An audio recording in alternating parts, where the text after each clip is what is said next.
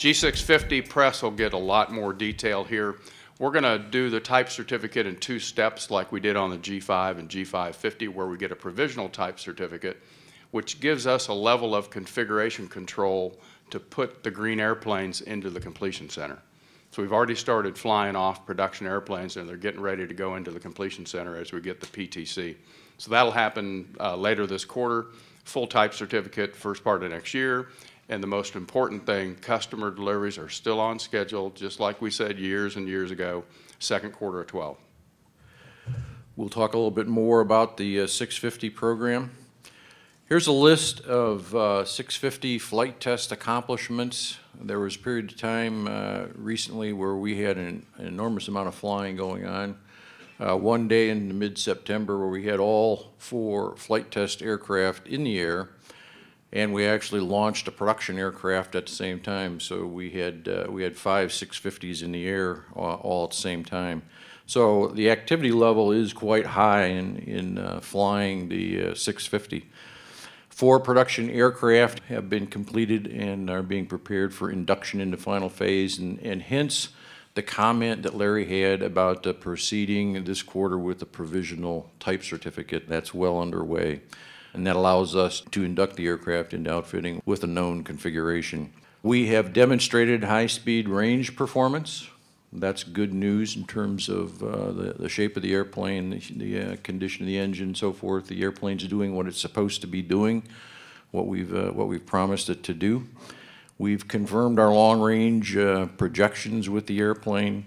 And a comment relative to the flight control system. Many of you are aware that this is a all-channel fly-by-wire system on the airplane, using for power 2 hydraulic systems, and the 3rd required power source is all electric. We have now many times actually demonstrated losing 2 hydraulic systems and flying the airplane on the electric backup.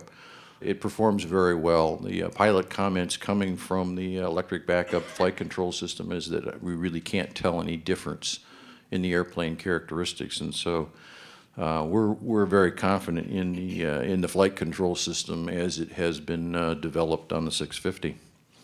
So a lot of work behind those milestones in the flight test area. Avidyne is the brand of choice for pilots who want innovative, easy-to-use avionics. And the new IFD 540 GPS Navcom sets a new standard for simplicity in communication and LPV navigation. As a slide-in replacement for existing 530 series navigators, and with a highly intuitive touchscreen control, the IFD 540 makes it much easier to access the information you want when you want it, reducing head-down time and making flying more enjoyable. Finally, you have a choice, and the choice is easy. Avidyne. Ground test. We have completed all static load tests. All ultimate load tests are complete. A very successful test program on the 650. The fatigue article is well along in its testing. That's the 2nd structural test article that is utilized in the 650 program. It's now completed half of 1 lifetime of fatigue testing. So a lot of progress on that. That's actually more than required for initial certification. The engine, the 725, has done very well. It's a great engine from Rolls. It has been certified FAA. It has been certified for EASA as well. The engine came in light, and the engine came in with lower than predicted SFC, and both good news events, both good news results for the 650 going forward.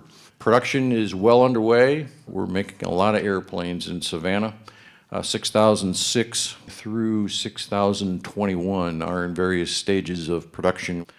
And the flight simulator from Flight Safety has been delivered and is up and operational in Savannah. So a lot of progress in all of the test phases of the 650. In flight test, we have completed over 600 flights, approaching 2,100 flight test hours. We've been out to 0.995 Mach number, the MD on the airplane. We've actually been slightly faster than that, but we won't dwell on that.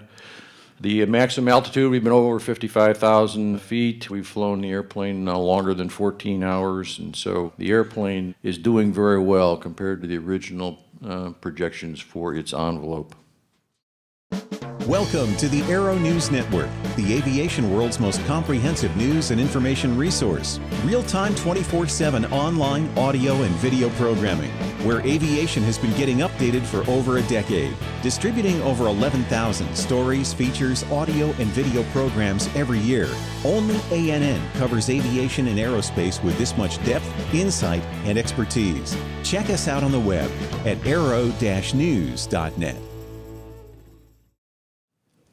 Recent flight tests, mentioned the day we had all 4 aircraft in the air flying. This is just some of the highlights of the more recent testing. 6003 is into certification flying. We recently completed hot weather operations. 6004 has been one of the airplanes that's picked up a lot of the avionics testing with the next generation FMS system. And it is the first test aircraft that we chose to outfit. And so the outfitting, the systems in the cabin are being treated like aircraft systems and being run through a test program. And so a lot of cabin systems work has been done. Sound surveys, again, this is the first airplane outfitted, and so we have done a lot in terms of making sure we meet our commitments for very low cabin noise on the 650. So a lot of sound work has been done already on the airplane.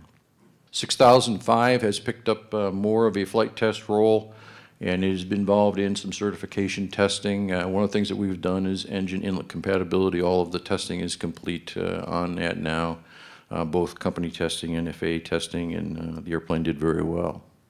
I think we have shown in prior shows the 650 building that had a lot of white space showing, a lot of empty space on the floor. The building is now full and flowing, and so that's really great news.